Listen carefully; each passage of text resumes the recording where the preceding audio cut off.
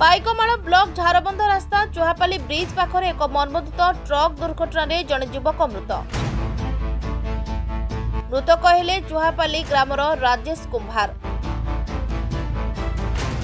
एक truck Jharbandh block Bilaspur धान मंडी धान बस्ता लोड करी पद्मपुर अन्नपूर्णा राइस मिल को जाउथला। चुहापाली ब्रिज पार होई आसुथिबा बेले राजेश कुंभार को धक्का देई आगो को पड़ाई जाइतला।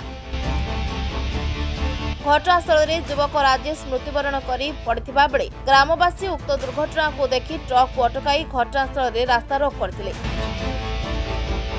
पाइकमाल पुलिस खबर पाई घटनास्थल को जावा सहित पाइकमाल तहसीलदार सिंधुसुता पात्र जाई पहुंचीथिले।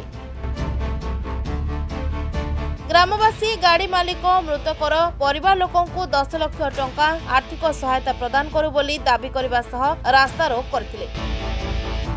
परवर्ती समय रे गाड़ी मालिक किछि आर्थिक सहायता प्रदान करबा परे रास्ता रोक प्रत्याहार करथिले ग्रामवासी।